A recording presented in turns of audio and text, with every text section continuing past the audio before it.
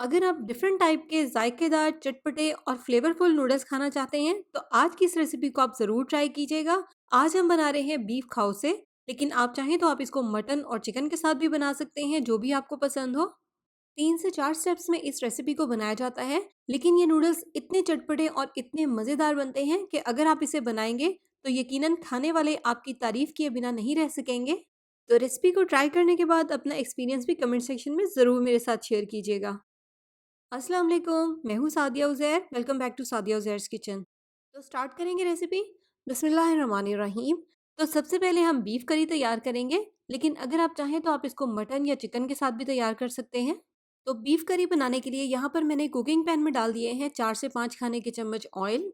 इसमें शामिल करेंगे एक बड़े साइज़ का प्याज, इस तरह से बिल्कुल बारीक चॉप करके।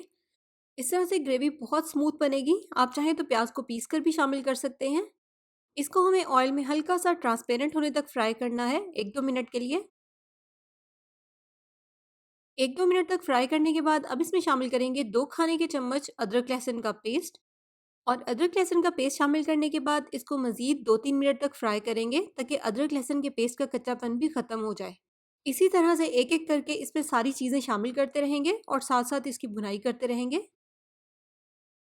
इसके बाद इसमें शामिल कर देंगे इस तरह से बिल्कुल छोटी बोटी में कटा हुआ बीफ, जो कि है 500 ग्राम, हाफ केजी। अब गोश्त को हमें तकरीबन 4 से 5 मिनट तक भूनना है। फ्लेम को इसके नीचे हम मीडियम रखेंगे।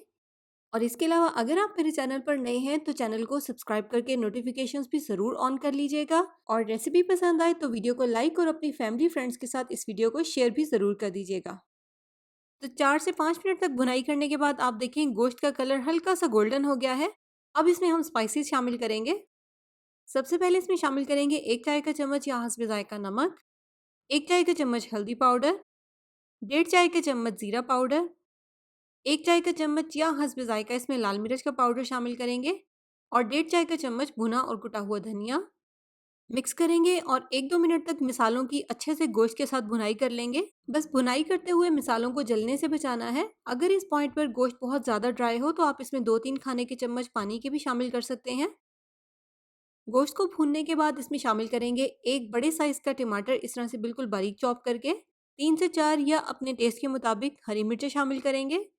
1-2 मिनट तक भून लेंगे, ताकि ये तमाम चीज़ें अच्छे से मिक्स हो जाएँ। तो 1-2 मिनट तक पकाने के बाद अब इसमें हम शामिल कर देंगे गर्म पानी। और पानी हमें इसमें इतना शामिल करना है जिसमें गोश्त बहुत अच्छी तरह से गल जाए। तो बस इस तरह से मिक्स करेंगे और इसे कवर कर देंगे। हल्की आंच पर इसको इतनी देर तक पकाएंगे जब तक कि गोश्त बहुत अच्छी तरह से गल जाए। तो गोश्त यहाँ पर बहुत अच्छे से गल गया है। अब इसमें हम शामिल कर देंगे 2 से 3 खाने के चम्मच दही।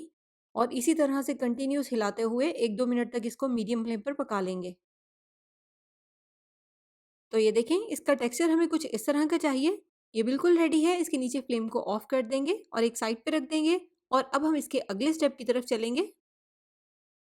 सेकंड स्टेप में अब हम बेसन की करी तैयार करेंगे। आप इन दोनों को एक ही टाइम में अलग अलग चूल्हों पर पकने के लिए रख दें, ताकि टाइम की बचत हो जाए और दोनों एक ही साथ तैयार हो जाएं। तो बेसन की कड़ी के लिए बॉल में डालेंगे 1 कप दही और आधा कप पानी शामिल करेंगे। दही को एक बार अच्छे से बीट कर लेंगे। आप चाहें तो बेसन के इस मिक्सचर को बनाने के लिए ब्लेंडिंग जग का इस्तेमाल भी कर सकते हैं। दही जब अच्छे से बीट हो जाएगा, तो फिर इसमें शामिल करेंगे 3/4 कप, यानी कि पौना कप बेसन का। आधा कप इसमें शामिल करेंगे कोकोनट मिल्क पाउडर, जो कि खाउसे का लाजमी इंग्रेडिएंट है। 1 से सवा चाय का चम्मच या हस्बे जायका अपने टेस्ट के मुताबिक नमक शामिल करें। 1 चाय का चम्मच हल्दी पाउडर, 1.5 चाय का चम्मच धनिया पाउडर, 1.5 चाय का चम्मच भुना और पिसा हुआ जीरा, 1 से सवा चाय का चम्मच या हस्बे जायका इसमें लाल मिर्च का पाउडर शामिल करेंगे। तो अब इसमें हम खुला पानी शामिल करेंगे और मिक्स करके एक पतला सा पेस्ट तैयार कर लेंगे। तो अब बेसन के इस मिक्सचर से हम करी तैयार करेंगे। पैन में डालेंगे 4 से 5 खाने के चम्मच ऑयल। इसमें शामिल करेंगे 2 खाने के चम्मच बारीक चॉप किया हुआ लहसुन। लाइट गोल्डन होने तक इसको फ्राई कर लेंगे। अब इसमें शामिल कर देंगे इस तरह से थोड़े से कड़ी पत्ते और 2 से 3 या हस्बे जायका कटी हुई हरी मिर्चें। अपने टेस्ट के मुताबिक आप इसको कम ज़्यादा कर सकते हैं। एक बार मिक्स कर लेंगे और इन्हें जलने से बचाना है। साथ ही इसमें बेसन वाला मिक्सचर शामिल करेंगे। इसके अलावा इसमें पानी कम है तो साथ ही इसमें पानी भी शामिल कर देंगे। इसमें खुला पानी शामिल करेंगे क्योंकि इसको हमें हल्की आंच पर पकने के लिए छोड़ना है ताकि बेसन बहुत अच्छे से पक जाए। तो जब ये इस तरह से पकने लग जाएगा तो फिर इसके नीचे फ्लेम को बिल्कुल हल्का कर देंगे और हल्की आंच पर इसको 1 घंटे के लिए पकने देंगे। लेकिन पकाते वक़्त आपने ख़्याल रखना है और बीच-बीच में से इसमें चम्मच भी चलाते रहना है क्योंकि ये बहुत जल्दी नीचे लग सकता है। यहाँ पर कढ़ी को पकते हुए तकरीबन 1 घंटा हो गया है। आप इसकी थिकनेस भी देख सकते हैं। इससे ज़्यादा हमें इसको थिक नहीं करना। पकाते हुए अगर आपको लगे कि ये ज़्यादा थिक हो रही है तो फिर आप ज़रूरत के मुताबिक इसमें थोड़ा-सा गर्म पानी भी शामिल कर सकते हैं। ये देखें, ये बिल्कुल तैयार है। फ्लेम को ऑफ कर देंगे और इसको एक साइड पे रख देंगे। और नेक्स्ट यहाँ पर मैंने एक पैन में नूडल्स के लिए पानी को बॉयल कर लिया है। इसमें शामिल करेंगे 2 चाय के चम्मच नमक और 2 खाने के चम्मच ऑयल। मिक्स कर लेंगे।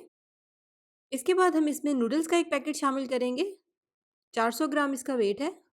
तो बस अब जो पैकेट के ऊपर इसकी टाइमिंग है उसके मुताबिक हम इसको पका लेंगे। ये बारीक वाली नूडल्स हैं तो इनको पकने में 4 से 5 मिनट लगेंगे। तो बस नूडल्स यहाँ पर अच्छे से बॉयल हो गई हैं। अब इनको हम छान लेंगे। छानने के बाद नूडल्स को मैंने वापस से पैन में डाल दिया है क्योंकि इसमें हम मिक्स करेंगे थोड़ा-सा ऑयल। इस तरह से नूडल्स आपस में चिपकेंगी नहीं। इसमें आप पका हुआ ऑयल या ऑलिव ऑयल शामिल करें। कच्चा ऑयल इसमें मत ऐड करें या फिर आप थोड़ा-सा देसी घी भी शामिल कर सकते हैं।